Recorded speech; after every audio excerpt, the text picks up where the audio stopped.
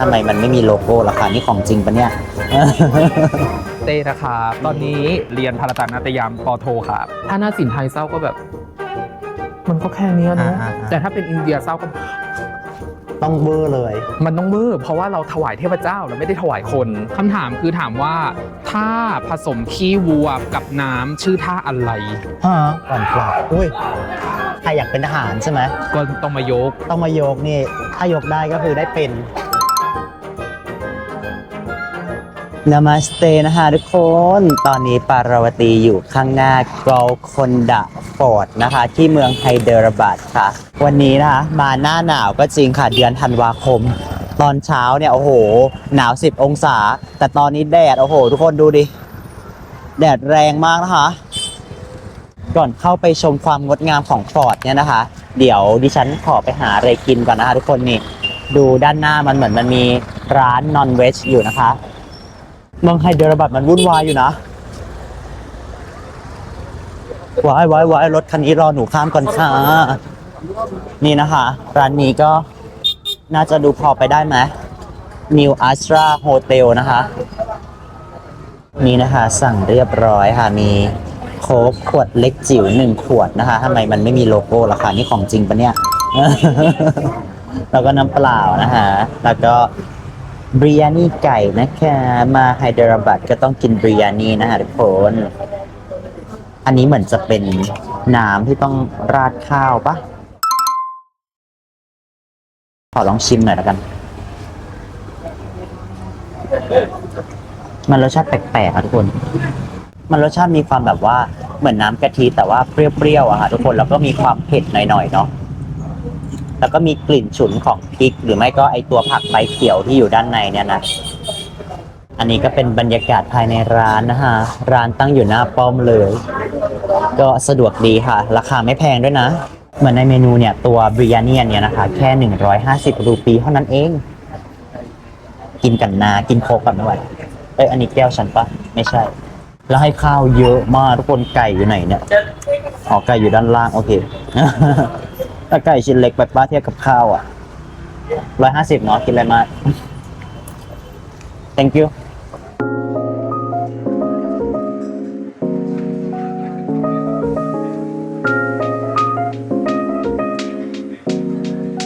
และตอนนี้นะคะวันนี้เราไม่ได้มาคนเดียวนะคะดิฉันมากับน้อง สวัสดี เต้ ค่ะ นะคะสวัสดีค่ะ สวัสดีครับชื่อเต้นะครับตอนนี้เรียนอยู่ที่ University of Hyderabad เรียนภารตนาฏยามปโทครับ แล้ววันนี้เรามาเที่ยวเชิงประวัติศาสตร์นิดหน่อยเนาะ นิดหน่อย หลอกล่อน้องเต้ เพราะว่าต่างคนต่างไม่เคยมาที่ป้อมแห่งนี้เลย ใช่ครับเรียนอยู่นี่แต่ก็ไม่เคยมาที่นี่เหมือนกัน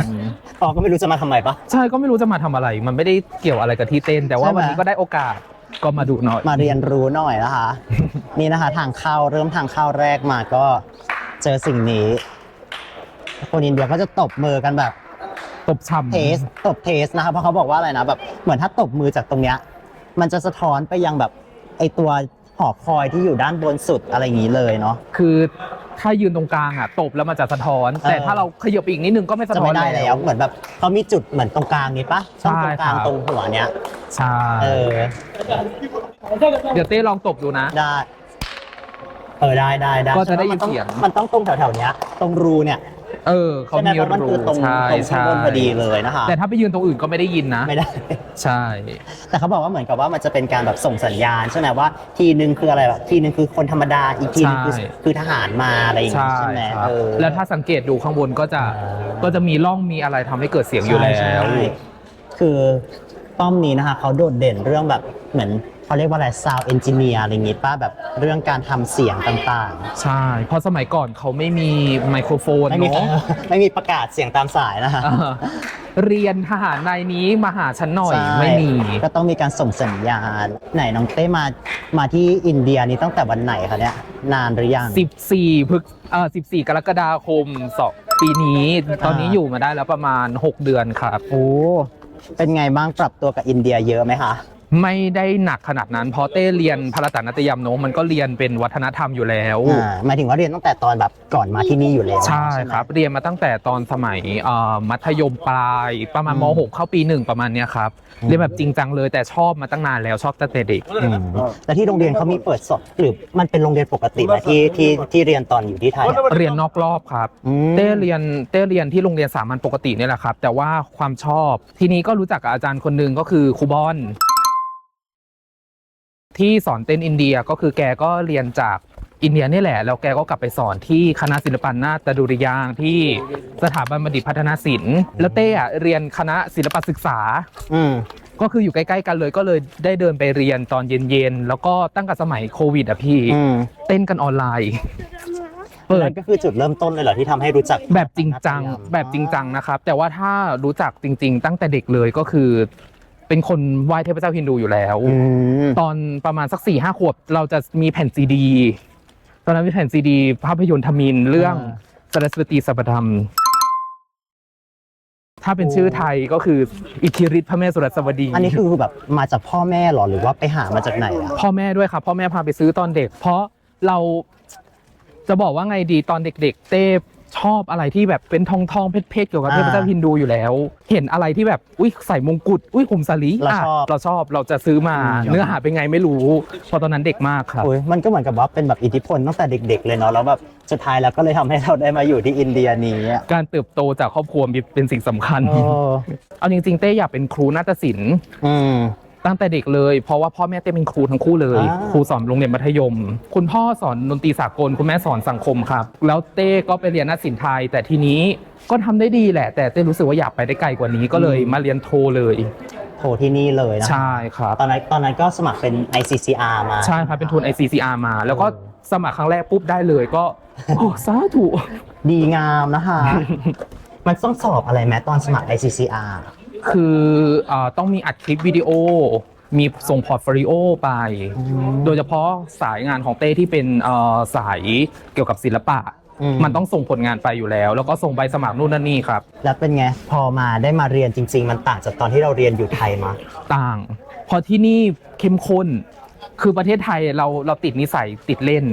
บางครั้งมันก็มีติดเล่นบ้างอะไรบ้างแต่ที่นี่เราเล่นทุกเรื่องไม่ได้เพราะว่าการแสดงเขาคือแบบศาสตร์ชั้นสูงอะใช่ครับมันคือศาสตร์ชั้นสูงแล้วก็เป็นเรื่องที่มันต้องจริงจังมันไม่ใช่เรื่องที่แบบทำเล่นถ้าเป็นอย่างประเทศไทยอ่ะครูขาสวัสดีค่ะ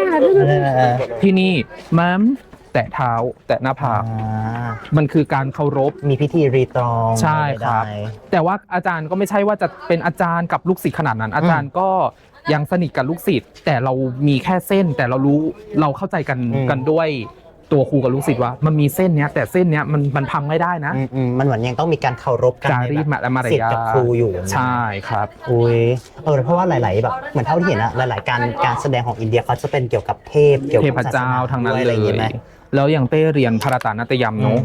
มันเคร่งอยู่แล้วเพราะว่ามันทางอินเดียใต้มันไม่ได้มีอะไรมาผสมปนเปในแบบใหม่ขนาดนั้นถ้าเป็นอย่างกระถักอินเดียเหนือเขาก็จะผสมความเป็นโมกุลผสมความเป็นมุสลิมมาบ้างเล็กน้อยมันก็ลดหย่อนบางอย่างลงแต่เขาก็ยัง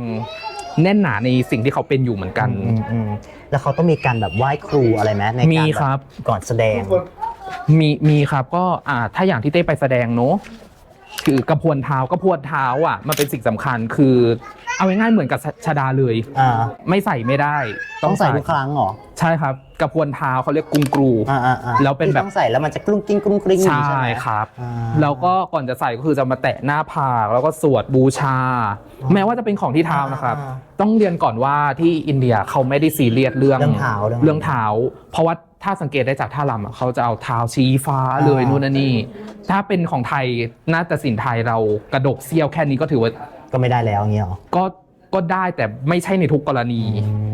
ครับเพราะเราเคยเห็นแบบบางคนอ่ะอย่างที่เต้บอกด้วยเวลาการเคารพอาจารย์ก็ต้องแตะเท้าหรือเราเห็นบางคนอ่ะเวลาเขาไปหาญาติผู้ใหญ่เขาก็จะแตะเท้าญาติผู้ใหญ่ก่อนแล้วมาแตะหัวตัวเองหรือแตะใจตัวเองอะไรใช่ครับเพราะว่าเขาเป็นการเชื่อเรื่องการลดอัตราตัวเองจะหายไปก็ต่อเมื่อเราต้องยอมเอาอัตราในหัวเราทิ้งลงด้วยการเอาหัวเราก้มให้กับอีกคนหนึ่งซึ่งมันก็เทียบเท่ากับเทพเจ้าฮินดูเทียบเท่ากับศาสนาเพราะอย่างเช่นบางท่ารำของนาฏศิลป์อินเดีย กิตตะตักกะตาดิ้งกินดัดต้ม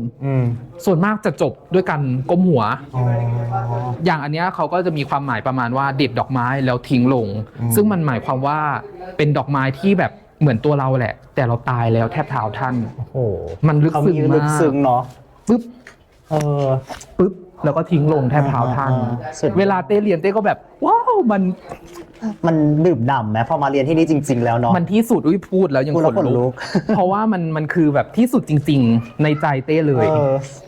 มันหายากนะคะที่คนไทยที่จะอยากจะมาเรียนแบบภารตะนาฏยามอะคือฉันเป็นคนที่ชอบไปดูเนาะแบบแต่ฉันก็แบบรู้สึกว่าแบบไม่เคยเห็นเหมือนกันว่าแบบจะมีคนที่อยากมาเรียนอย่างเงี้ยเพราะการแสดงแต่ละอย่างมันคือไปทั้งตัวไปทั้งกายไปแบบ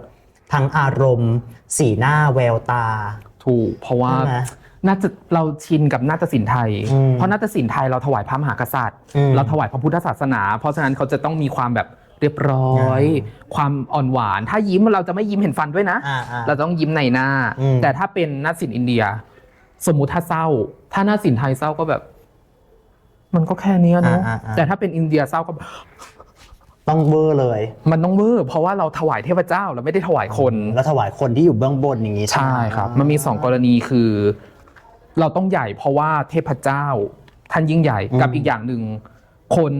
อันนี้เขียนไว้ในคัมภีร์นาฏยศาสตร์นะครับว่าอินเดียมี4 วรรณะแล้ววรรณะสุดท้ายไม่สามารถรับฟังพระเวทได้ อาจจะเพราะ1เขาความเชื่อโบราณนะครับ ความเชื่อโบราณ บารมีไม่ถึงที่จะแบบรับฟังคัมภีร์พระเวทแล้วเขาอาจจะไม่ได้เข้าใจขนาดนั้น เพราะภาษาที่มันจำกัดอยู่ที่ชนชั้นสูง เพราะฉะนั้นพระพรหมเลยดำริให้พระพจน์มุนีเนี่ยก็คือพ่อแก่ที่คนไทยเรารู้จักนี่แหละว่าเอาศิลปะการแสดงเนี่ยมาเป็นพระเวทเล่มที่ 5เพราะว่าเป็นพระเวทที่ทุกคนเข้าใจได้ เพราะฉะนั้นมันเลยออกมาเป็นอวัจนภาษา อะไรแบบใครดูไม่ว่าจะมีความรู้ไม่มีความรู้ก็เก็ตหมด เก็ตหมดเลยใช่ครับอย่างเช่นอันนี้ดอกไม้อะไรถ้าดอกไม้นะดอกไม้อันนี้พึ่งอ๋อเนี่ยแล้วมันต้องมาทั้งตาทั้งแบบใดๆทั้งร่างกายใช่ครับแล้วมันทำให้เต้ฝึกสมาธิด้วยเพราะเต้สมาธิอาจจะล็อกแรกเพราะว่าแบบเป็นคนไวแบบอุ้ยคนนั้นไอเสียงหล่นอะไรไปหมดแต่ทีนี้ปุ๊บพอมาถึงปุ๊บมีเสียงหล่นแต่ฉันก็ยังต้องโฟกัสฉันยังต้องเป็นพึ่งตรงนั้นอยู่ใช่ครับเพราะว่าดวงตามือดวงตายาโตหัสทายาโตดริสตีมือดวงตาต้องมองมาที่มือแล้วก็มือปุ๊บส่งมาที่ภาวะส่งมาภาวะรสะแล้วมันจะออกมาเป็นรสทุกอย่างมันต้องประกอบกันมันถึงจะออกมาเป็นความรู้สึกหนึ่งประมาณนี้ครับซึ่งนะคะโอ้ตอนนี้เราอยู่ไหนคะเนี่ยวันนี้เราอยู่ตรงจุดไหนนะเดินมาเรื่อยๆก็มาเจอตรงนี้เมื่อกี้พี่ไกด์เขาบอกว่าเป็นที่พักทหารใช่ครับถ้าสังเกตแล้วก็จะเตี้ยๆนิดนึงถ้าเทียบกับตัวคนเนาะก็เล็กนิดนึงแต่ข้างในมันโอโถงนะก็แบบพอจินตนาการได้ว่าสมัยก่อนอาจจะแบบมีแบบอะไรที่นอนที่อะไรที่นอนแบบง่ายๆให้ทหารมาพักผ่อนอะไรเงี้ยเนาะใช่แต่มันมีความแบบเป็นอาร์ชแบบความโค้งมนเป็นแบบลักษณะมุสลิมเลยเนาะแต่ก็ต้องยอมความอินเดียเนอะความฮินดูก็ยังแบบสะท้อนอยู่ก็ยังเอาผงเอาอะไรมาแต้มใดๆจันด้านแล้วก็ผงกุมมาแต้มแต่นี้ไม่รู้นะว่าเป็นเพราะอะไรตอนนั้นพี่ไก่ไม่ยอมตอบเราอาจจะนอกสคริปต์ไปนิดนึงพี่ไก่บอกอาจจะอึ้งพี่ไม่ได้ซ้อมบทมารู้พี่ไก่อึ้งแต่ว่าคือป้อมเนี้ยมันก็เป็นฟีลเหมือนกับสถานที่หลายๆสถานที่ในอินเดียเนาะคือวัฒนธรรมอินเดียมันมีมาเนิ่นนานเพราะฉะนั้นอย่างที่คุณลุงไก่บอกอันเนี้ยจริงๆแล้วคนที่เริ่มสร้างเป็นsorry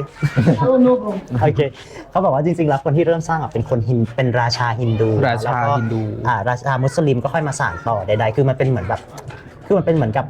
ทั่วไปในอินเดียที่เราจะเห็นว่าทุกสถานที่มันจะมีร่องรอยของทุกศาสนาแบบซ้อนทับกันไปเรื่อยๆขนาดมุสลิมที่เข้ามาที่คุณลุงเล่าก็ยังมีมุสลิมหลายแบบนะมีมุสลิมที่มาจากอิหร่านใช่ไหมแล้วเขาบอกว่ามีมุสลิมที่เป็นแก๊งโมกุลที่มาตีต่ออะไรอย่างเงี้ยคือแบบมันซับซ้อนกันไปหมดมันมีทั้งมุสลิมภายนอกมุสลิมภายใน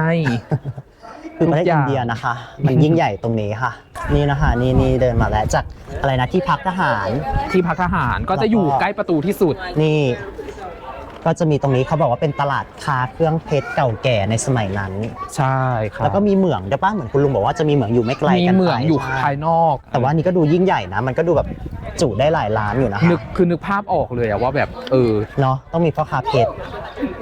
หรือว่าเป็นเพราะเหตุนี้ก็เลยเอาทหารมาอยู่ใกล้ๆปะแบบว่ากลัว กลัว ว่าเดี๋ยวแบบมีเกิดปล้นเกิดอะไรนะคะทหารจะได้เข้ามาแบบช่วยทันท่วงทีอะไรอย่างนี้ ต้องบอกว่าโกลกอนดาฟอร์ดมันไม่ใช่แค่พระราชวังมันเป็นป้อมด้วย มันเป็นเหมือนอาณาจักรแบบมันเป็นเหมือนเมืองย่อยๆอยู่ในนี้นะ พระบรมมหาราชวัง เพราะว่ามีแล้วก็มีแบบมัสยิดมีวัดใดๆอยู่ อยู่ ด้วย นี่แม้กระทั่งวัดฮินดู ใช่เดี๋ยวเราต้อง ก็ ไปดู ใน นะคะ ที่ เดี๋ยวเราต้องไปดู นั่นไงเจอแล้ว ไหนไหน อ่า ไหน ใต้ต้นสะเดาเนี่ยฮะ ไหนไปดูซิอุ้ยอันนี้เป็นเทพงูปะ อันนี้เรียกนาคเดวตา อ่า คือนาคเดวตาเนี่ยเป็นเทพเจ้าที่ใกล้ชิดมนุษย์ที่สุด เพราะคนอินเดียเขานับถือนาคหรืองูเนี่ยเพราะว่าเป็นสัตว์ลึกลับเพราะว่าอะไรกัดตัวเล็กๆ กัดคนตาย สิงโตกัดบางครั้งไม่ตายนะ แต่งูกัดครั้งเดียวตาย และอันนี้คือเป็นจารีตแบบเตลูกูเลย คืออยู่ใต้ต้นสะเดา อ๋อนี่อ๋อ ใต้สะเดาอินเดียที่เมืองเนี่ยเขาจะเรียกว่านีม เป็นต้นไม้ที่เชื่อว่ามีเทพเจ้าที่เป็นผู้หญิงสถิตอยู่ เช่นพระแม่เย็นลัมมา แต่ว่าที่นี่มันมีความแบบหลากหลายจริงๆอ่ะแล้วทุกคนก็ยังดูแบบดูอยู่ร่วมกันได้นะ ใช่ครับ คือถ้าสังเกตง่ายๆ ภาษา สิ่งที่ดูง่ายที่สุดคือภาษาเลย เพราะว่าเมืองเนี้ยเวลาจะขึ้น MRT เขาที่นี่เขาจะเรียกเมโทรรถไฟฟ้า พูด4 ภาษาเลยนะ อูรดู ฮินดี อังกฤษ เตลูกู บ้านเราแค่ใน BTS แค่2 ภาษา 2 ภาษา อันนี้4 ภาษานะคะ เมืองไฮเดรบาดมันเป็นเมืองที่อินเดียไม่ใต้สุด แต่ก็ถือว่าเป็นอินเดียใต้ แต่ก็ไม่ได้เหนือสุดขนาดนั้น มันเหมือนแบบอยู่ระหว่างกลางๆหน่อยเนาะ ใช่ครับ เกือบกลางๆ ไหนคะไปเดินดูต่อค่ะ ตอนนี้แสงกำลังสวยเลยนะคะทุกคน ใช่สวยมาก ก่อนหน้านี้แอบร้อนนิดนึง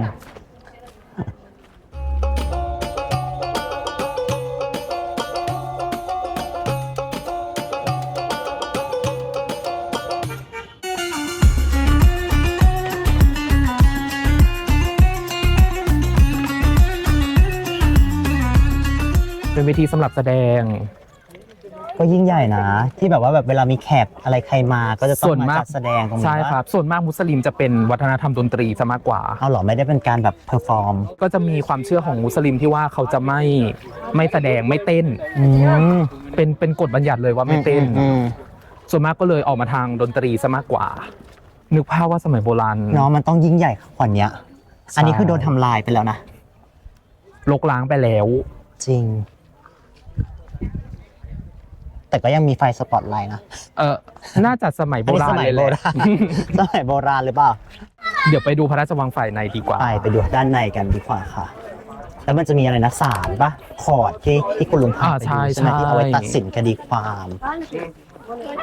มีตัดสินคดีความ แล้วเป็นคดีความแบบ อันนี้วีน ครอบครัวเดียวกันปะวะ เขาแบบพูดประมาณว่าไป หมายถึงว่าอย่ามาแบบยุ่งอะไรเงี้ยหรอหรือว่าอย่าชักช้า ใช่แบบไปเถอะอะไรอย่างงี้ นี่นะคะ7 เดือนเป็นไงบ้างภาษาเตลูกู พัฒนาขนาดไหนคะ คือเพื่อนของเต้อะ14 คนเป็นคนเตลูกูหมดเลย ซึ่งถือว่าเป็นโชคดีของเต้เพราะว่าเต้เรียนภาษานาฏยมซึ่งเป็นนักศิลป์อินเดียใต้ เพราะฉะนั้นมันก็เลยต้องแบบมันก็จะมีภาษาอื่นๆงอกมา เช่นทมิฬกันาดามาลายัลลัมเตลูกู อาจจะมีสันสกฤตโบราณด้วย ซึ่งมันก็ยากแต่แล้วทีนี้คือเพื่อนก็พูดกันในภาษาเตลูกูเพราะงั้นภาษาที่สำคัญสำหรับเต้ในการใช้ชีวิตที่นี่คือเตลู เตลู กู กู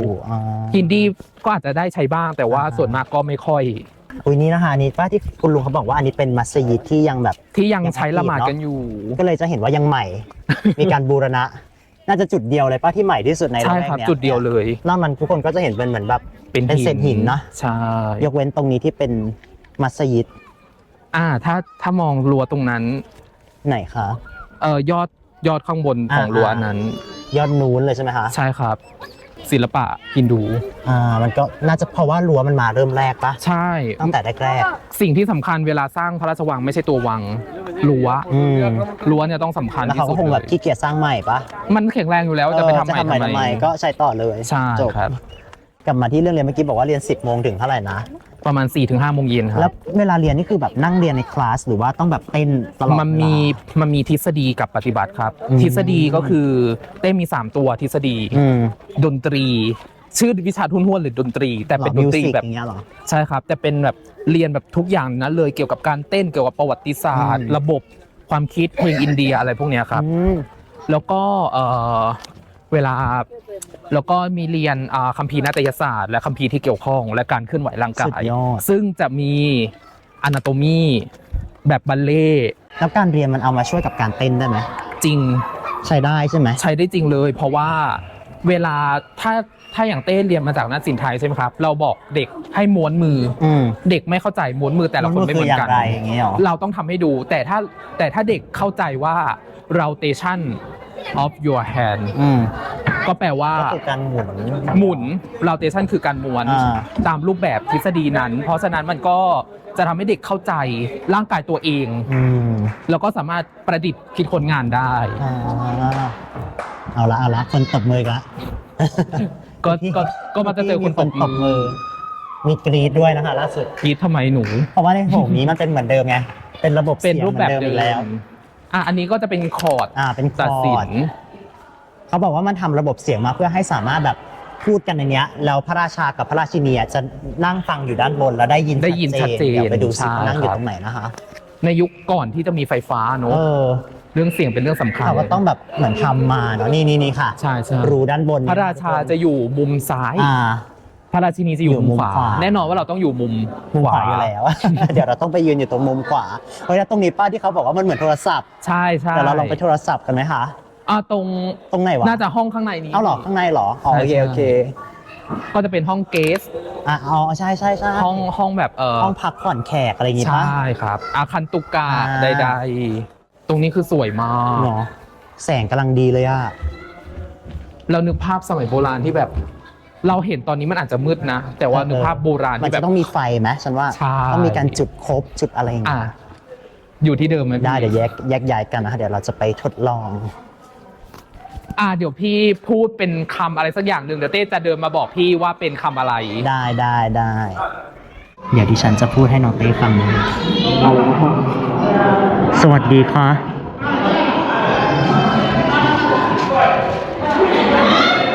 เมื่อกี้พี่เดินมาพูดว่าสวัสดีครับ ใช่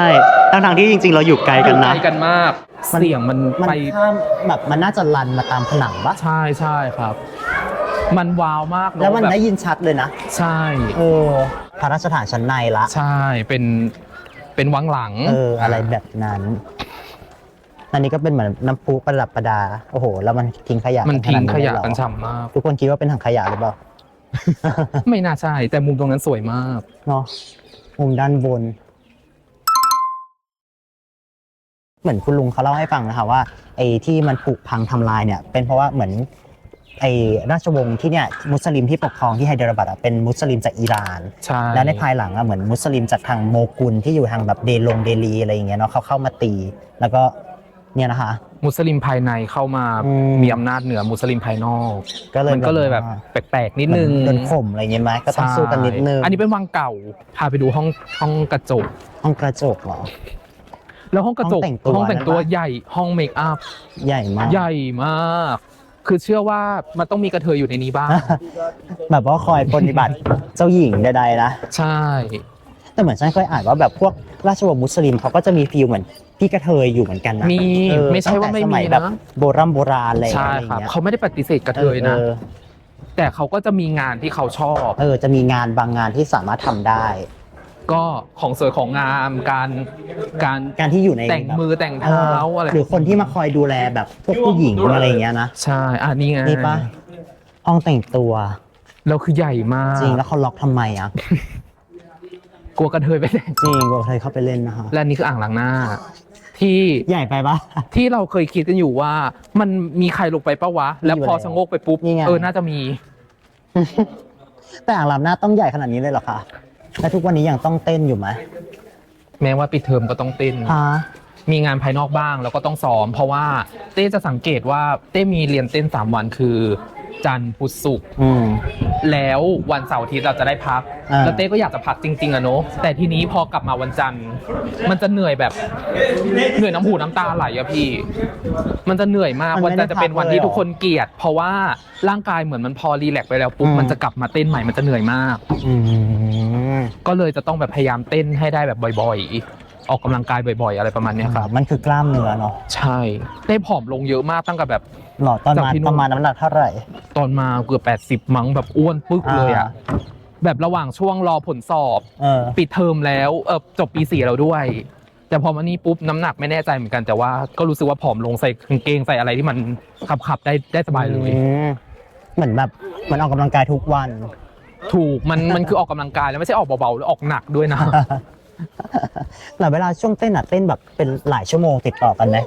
4เลยหรอ ครึ่งเช้าเลยครับ แล้วคือตอนที่เขาแบบฝึกกันคือเขาฝึกท่าพื้นฐานหรือว่ามันจะมีเพลงหรือการแสดงอะไรที่ฝึกด้วยกันอ่ะ เขาจะไล่เป็นเลเวลครับคืออย่างพาราตานาตยมมีสิ่งที่เรียกว่าอาดาวุคือแม่ท่าพื้นฐานแล้วทีเนี้ยไอ้แม่ท่าพื้นฐานเนี่ยจะต้องเต้นก่อนเข้าเพลงซึ่งถ้าเกิดว่าเป็นปอตรีครับปอตรีปี1เนี่ยเขาจะเรียนอันเนี้ย1 ปีเลยอาดาวุแค่อาดาวุนะครับอย่างเช่นแบบมือเท้าอะไรพวกนี้ครับแต่ถ้าเป็นปอโทเขาก็จะไม่เน้นตรงนี้มากแต่ก็ต้องมีฝึกอยู่ดีแล้วก็เขาจะให้เริ่มเป็นไอ้นี้เลยเข้าเพลงเลยใช่ครับแต่เวลาซ้อมก็คือแบบเราต้องไปเต้นกับคนอื่นไหมหรือว่าเราคือเต้นของเราคนเดียวกับคนอื่นครับทั้งห้องคือทุกคนเต้นเพลงเดียวกันใช่ครับในเอกของเต้มี6 คนเต้นนาฏศิลป์อินเดียเป็นกี่อย่างละคือตอนนี้ถ้าแบบเรียกว่าเป็นจริงๆแค่2ครับนอกนั้นรู้แค่พอรู้ครับก็คือพาราตานาตยมกับกุจิบุดิเป็นนาฏศิลป์อีกแขนงหนึ่งของรัฐเตลังกานาแล้วก็อันตรประเทศก็คือถ้าพูดง่ายๆมันคือพาราตานาตยมอีกเวอร์ชันหนึ่งถ้าเทียบเฉยๆนะครับแต่ว่าความจริงมันมีความต่างกันอยู่แล้วตัวคัมภีร์การยึดโยงอะไรพวกนี้ครับต่างกันแล้วเต้ไปเรียนนอกรอบช่วงปิดเทอมแล้วเต้ก็กำลังมีแผนจะไปเรียนนาฏศิลป์ของเกลาละอื่นๆเพิ่มเติมด้วยกะทักกะลีอะไรฟิลนั้นมะใช่ครับกะทักกะลีแล้วก็มวยเงียบซ้ำเดี๋ยวเราเดินไปบนด้านบนนั้นกันไหมได้ครับลุงบอกว่าให้ไปทางนี้ปะใช่ครับไปทางนี้แล้วก็ซ้ายอะไรสักอย่างเรื่อยๆตลกมากที่แบบคุณลุงไกด์บอกว่านี่นะเดี๋ยวถ้าจะขึ้นไปด้านบนนั้นนี่แปลงนี้แล้วคุณลุงไม่ไปด้วยนะแล้วเขาไม่ไปแล้วแล้วครบ40 นาทีหรือเปล่าก็ไม่รู้จริงจองไกด์มาแล้วค่ะ40 นาทีเท่าไหร่นะ 1,000 รูปีน่าจะขึ้นบันไดนี้เนาะหรือเปล่าใช่ครับเราเดินตามเขาไปดีกว่าเพราะฉะนั้นถ้าข้อมูลข้างบนผิดพลาดหรือเพี้ยนงงอย่าด่าเราเพราะว่าเรารู้ไม่ได้ตามแค่ชั้นล่างเรารู้แค่ชั้นล่างอุ้ยว้าวสวยมากสวยนะคะโอ้ยมุมนี้ก็สวยแล้วก็มีเสียงละหมาดคลอไปด้วยนะคะ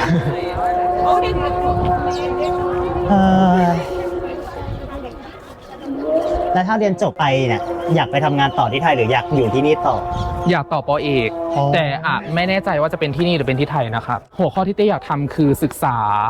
ท่ารำโนรากับคัมภีร์นาฏยศาสตร์เพราะโนรามันก็มีความแบบเอาเรื่องแบบเกี่ยวกับอินเดียมาปะมันก็มีแบบหลายๆอย่างที่มันอิงกับคัมภีร์ต้นเดิมได้ก็น่าสนใจดีอะไรเงี้ยครับแต่ตอนนี้เหนื่อยเราไปพักก่อนไหมได้ชมวิวอันนี้บ่อน้ำอีกแล้วปะวะเนี่ยอะไรอ่ะเห็นทั้งเมืองเลยจริงตึกตรงนั้นสวยมาก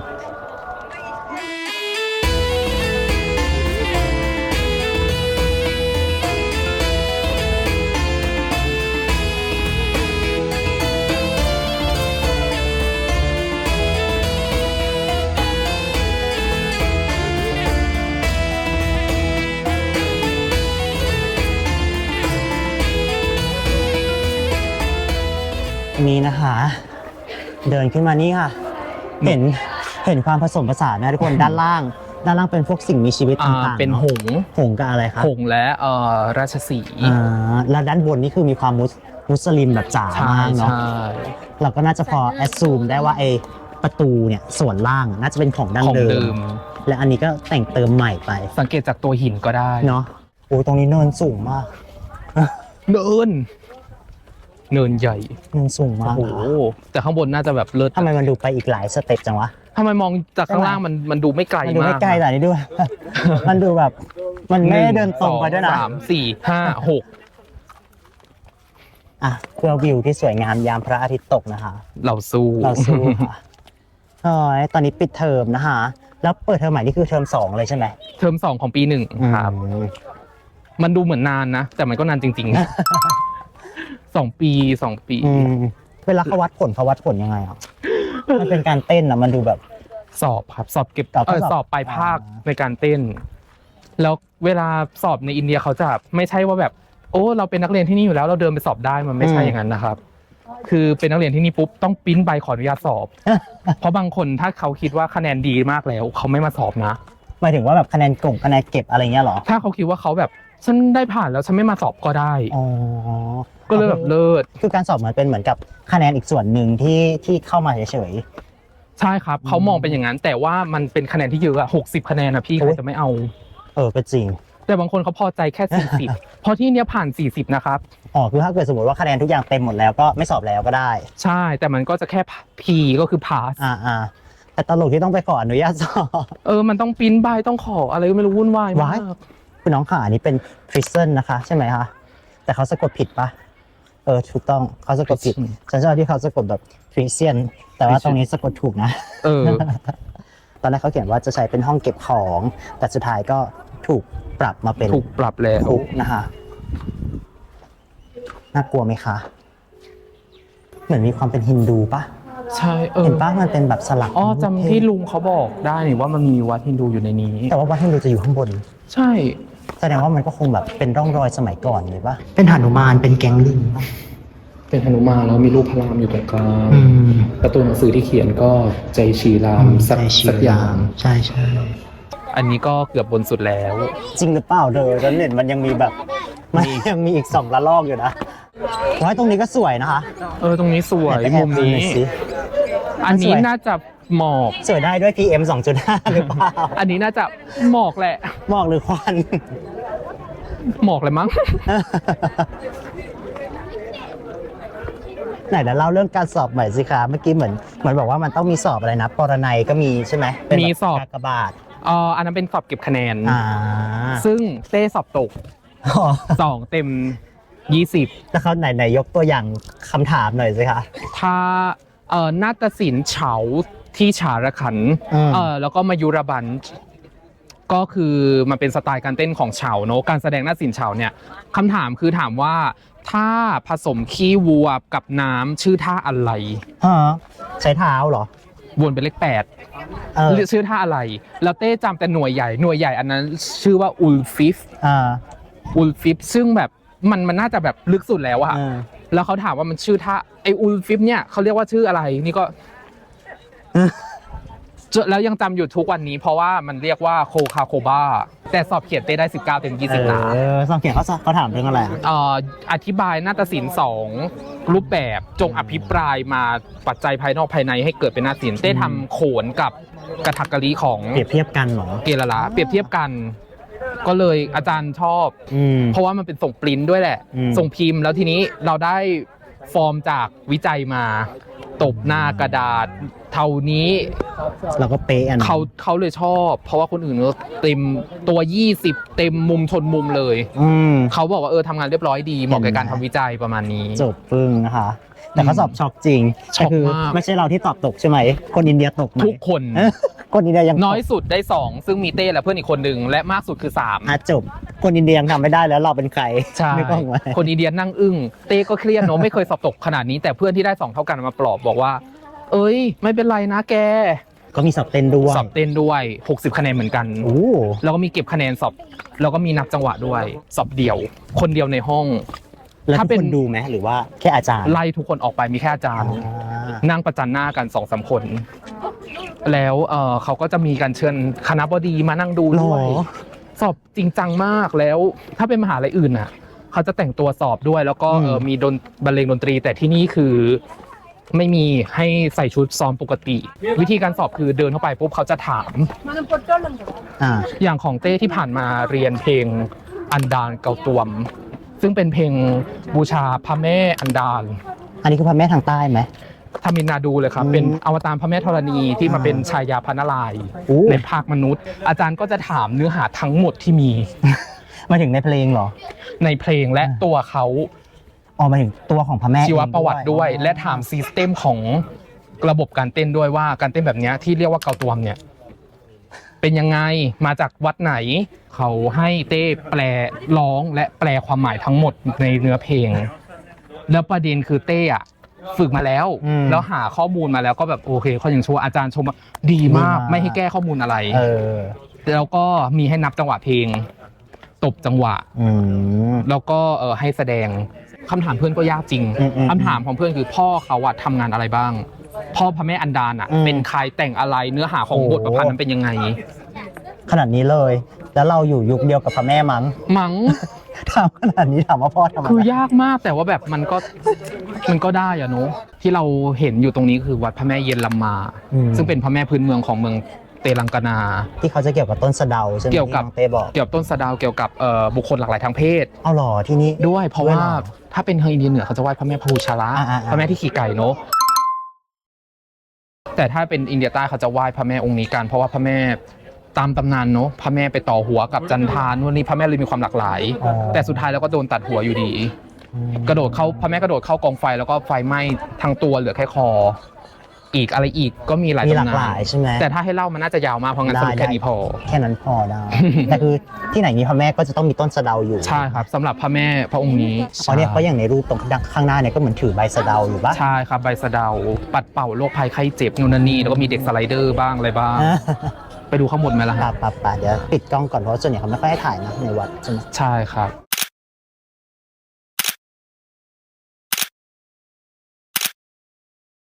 เมื่อกี้นะฮะเราไปสวัสดีพระแม่มาแล้วนะมีทั้งพระแม่อะไรนะเยลลำมากับ กาลี พระแม่กาลีเดี๋ยวเราไปดูมัสยิดด้วยไหมคะ ได้ แต่มัน Amazing นะคะ อันนี้วัดฮินดูนะคะนี่ วัดฮินดูอันนั้น นี่ สุเหร่า ใช่ค่ะ เป็นของมุสลิมเลย ก็มีความแบบว่าลงตัวเนาะ ใช่โอ้ยมีร้านขายของ ก็คนเหนื่อยเนาะร้านขายดีมากเพราะมีร้านเดียว การตลาดแบบผูกขาด จริงค่ะ ก็จะมีคนมาไหว้ตรงนี้อีกก็อีก อ๋อเหรอ จอมปลวก แต่นี่ก็ต้นสะเดานี่น่ะใช่ไหม ใช่ อ๋อก็คือเหมือนต้นสะเดาจะถือเป็นต้นไม้ศักดิ์สิทธิ์ที่นี่มะ ใช่ครับเพราะเขาไปนอกจากไปสระผมไปทำอาหารได้แล้วเนี่ยเขาเชื่อว่าใบสะเดามีฤทธิ์เย็นทำให้สิ่งที่มันร้อนๆในกายมันหายไป เช่นโรคทรพิษ เขาเลยเอาไปบดทำยากัน แต่มันก็เหมือนเป็นคอนเซปต์สมัยก่อนนะว่าแบบคือเหมือนต้นสะเดาด้วยความที่เขามีคุณสมบัติทางยาอะไรเงี้ยแล้วแบบคนเอาไปกินแล้วหายคนก็เลยแบบเหมือนแบบ develop กลายมาเป็นแบบ ใช่ บูชาว่าอุ้ยมีแบบมีสิ่งศักดิ์สิทธิ์อยู่ตรงนี้อะไรอย่างงี้มั้ย ใช่ครับ แล้วเขาก็มีตำนานนะว่าทำไมใบสะเดาเป็นใบไม้ศักดิ์ ห สิ ล่ ท อ ธิ์ มีหล่อคะ คือ เล่าสิคะ คือเขามีความเชื่อว่าพระแม่สู้กับอสูรน่ะ อันนี้เป็นข้อมูลพื้นบ้านมากๆนะครับ อาจจะไม่ตรงกับที่ใครเคยฟัง ใช่ มา ครับ เพื่อนเล่าให้ฟังก็คือสู้กับอสูรจนสาลีขาดวินพระแม่ก็ผู้หญิงอะเนาะ โอ้ อายวิ่งเข้าป่าสะเดา แล้วทีนี้สะเดาก็ร่วมใจกันมาเป็นสาลีให้พระแม่ใหม่ เราก็เลยจะเห็นคนเอาใบสะเดามาตกแต่งตามตัว แล้วพระแม่ก็ไปสู้ใหม่แล้วพระแม่ก็บอกว่าเนี่ยแหละ ต้องขอบคุณสะเดา ขอบคุณใบสะเดาเขาเลยเอาใบสะเดาเนี่ยมาเป็นเครื่องสักการะ นี่คือนอกจากการมาเรียนเต้นนี่ เราก็ต้องไปเรียนเหมือนกับตำนานท้องถิ่นอะไรอย่างงี้ด้วย ใช่ นะเพราะมันก็อยู่ในเพลงปะ การเต้นมันเป็นปลายทางการเต้นมันเป็นปลายทาง เพราะก่อนหน้านั้นเราต้องเข้าใจหลายๆอย่าง สิ่งที่เราเต้นใช่ไหม ใช่ครับ อย่างคณะบดีเต้บอกเลยว่าการที่เราจะแสดงอะไรได้ดี เราต้องรู้จักเรื่องนั้นให้ดีที่สุด นี่นะคะ การเต้นมันไม่ใช่แค่การเต้นจริงๆหรอกที่อินเดีย มันคือวัฒนธรรม มันคือศาสตร์และศิลป์รวมกันจริงๆอ่ะ อุ้ยอันนู้น อุ้ย ส เธ ว อย แสงตรงนั้นสวยมาก ชอบความหันไปเห็นพร้อมกันแล้วแบบ แล้วมันสวยจริง สวยเพราะ PM 2.5 ถ้าไม่มีหมอกควันก็อาจจะไม่สวยแบบนี้หรือเปล่า แต่หวังอะไรไม่ได้อยู่แล้วว่าในอินเดีย ก็จริง ฝุ่นมันก็แบบไอ้นี้อยู่ มันมีอยู่แล้ว ยิ่งเมืองใหญ่เนาะ ใช่ ทุกคนดูทางเข้านี่นะคะ เดินสวนกันไม่ได้นะคะ เราจะขึ้นไปบนยอดหอคอยเนาะ อันนี้คือยอดที่สุดแล้วจริงๆ ไม่มีอะไรสูงกว่านี้แล้ว เป็นจุดที่ตบมือจากตรงทางเข้าอ่ะ แล้วมัน จะได้ยิ สะท้อน เราจะได้ยินไหมจะได้ยินเสียงใครตบมือขึ้นมาไหมนะ งั้นเดี๋ยวหนูลงไปตบข้างล่างอีก ไม่ไหวแล้ว อุ้ยสวยมาก ไหน เป็นแสงเป็นอะไรก็ไม่รู้อธิบายไม่ถูก เป็นหมอกค่ะ หมอกควันด้วยค่ะ ว่าคนอินเดียอยู่ตรงนี้เต็มไปหมดเลยค่ะ ไหนดูซิว่าใครชอบใครบ้างนะคะ ไหนมาดูนะ ใครเลิฟมัมแอนด์แดดก็มานะคะอันนี้เด็กดี แต่สูงขนาดเนี้ยน่าจะโตหน่อย เพราะก็สูงพอๆกับเรานะ อันนี้อะไรนี่ 19 เดือน 10 2025เม เขาก็ไม่นานนะ รักกันให้ดีนะ จริง ขียนว่าอะไรเนี่ยมีใครคนนี้มีให้ IG นะคะคิวอะไรเนี่ยอะไรไม่รู้คิวเลสอะไรไม่รู้ รหัส Wi-Fi หรือเปล่าเนี่ยพิมพ์มายาวเชียว อันนี้นี่มีคนให้ Insta ID เยอะมาก เพื่ออะไรวะอันนี้นะคะก่อนกลับอุ้ย เท่าไหร่นะ500 กว่าโล 250 อ๋อ250 กิโล คุณลุงไกด์ตรงนี้เขาบอกว่าอะไรนะแบบเป็นด่านทดสอบสมรรถภาพร่างกาย ถ้าใครอยากเป็นทหารใช่ไหม ก็ต้องมายก ต้องมายกนี่ถ้ายกได้ก็คือได้เป็น ใช่ แต่นี่คือเขาอยากเป็นทหารกันเหรอ เขาแค่อยากลองเฉย อันไหนลองสิคะ โอ้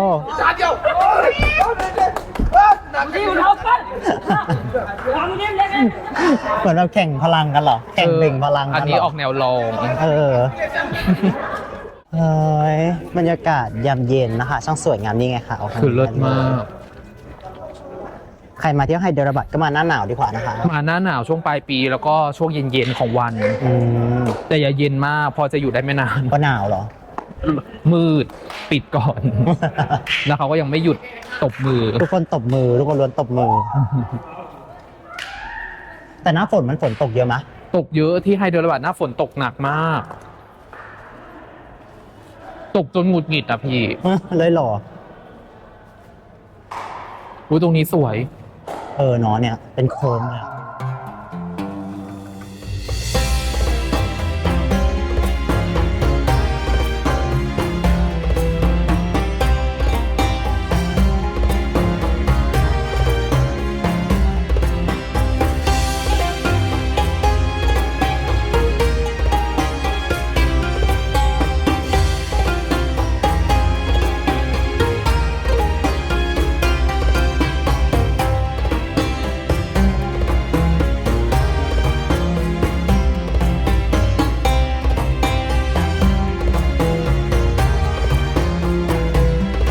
เหนื่อยจากฟอร์ดนะคะ เราก็ต้องเติมพลังกันนิดนึงนะคะ แล้วดูร้านแบบเลิศโนอะ ฉันชอบที่นั่งอ่ะทุกคน มันเป็นแบบนี้อยู่แล้วร้านมันดีที่ไฮเดรบัดเขา มัน จะ จะต้อง ทำแบบ กินบนพื้นอย่างนี้เหรอ ใช่ กินบนพรมปะไม่ใช่ กินบน พื้ พรม ด้วย โต๊ะต้องเป็นแบบนี้ด้วย แสดงว่าเราสั่งได้แค่เมนูเดียวเหรอ เปล่าได้หมดเลย ก็คือวางไว้ตามพื้นนี้หรอหรือว่าอะไร เดี๋ยวเขาจะเอาโต๊ะมาวางเพิ่ม เอาเหรอโอเค ตื่นเต้น ใช่ ละไม่เคยลองนะคะ เอาไอ้มันดี้มันหนึ่งมา มันดีหนึ่ง ก็น่าจะอิ่ม สั่ง จุ แบบ กแล้ว ฮาฟ เนาะงั้นเอามันดี้ คือเต้อยากให้อินเดียมันมีแบบฮาฟของฮาฟอีกทีหนึ่งอ่ะ มันใหญ่เกินเนาะ ใช่ คือหนึ่งมื้อคนอินเดียคือสองจานบ้านเราอ่ะ จริงขนาดฮาฟแล้วฮาฟคือครึ่งหนึ่งแล้วนะ ใช่ แล้วคนอินเดียบางคนมันกินฟูแบบหมดนะ ฟูใช่คือแบบเขากินหมดกันได้ยังไง คือฉันงงเหมือนกัน อันนี้เป็นน้ำซุปที่เอาไว้ทานก่อนที่จะกินมันดีครับ แบบเปิดต่อมรับรสอะไรอย่างนี้เป็นน้ำผสมกับกะหรี่ หรอก ระเทียม อร่อยไหมเคยลองยัง ก็เฉยๆครับ แบบซา ซาด้วยเหรอ ๆแต่ที่นี่ไม่แน่ใจนะ มันก็อร่อยนะแต่ฉันเข้าใจความซ่าเธอละ มัน เหมือนแบบ แปลก มันจะเผ็ดๆร้อนๆในปาก ใช่ครับ เหมือนมีความพริกไทยไหม ๆใช่ อืม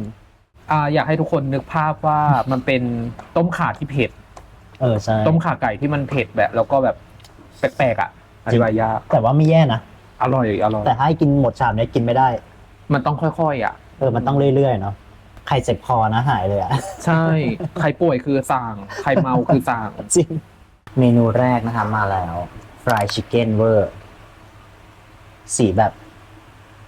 ทำมึน น้ำตาล น้ำตาลชาลิจาสวนเสน่ห์มาก นี่นะคะมาแล้ว มันดีใช่ไหม มันดีบาร์บีคิว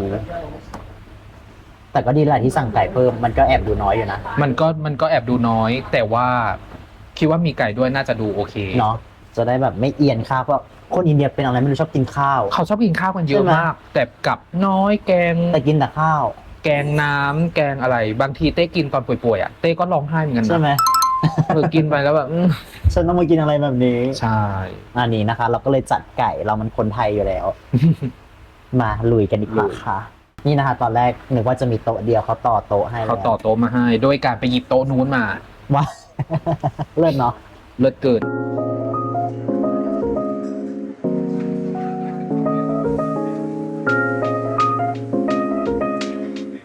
ค่ะสำหรับคลิปนี้นะคะ วันนี้ก็พามารู้จักน้องเต้นะคะแล้วก็คนอะไรมาเรียนเต้นที่อินเดียนะคะ แล้วก็สำหรับวันนี้นะคะ พอแล้วค่ะ พวกเรา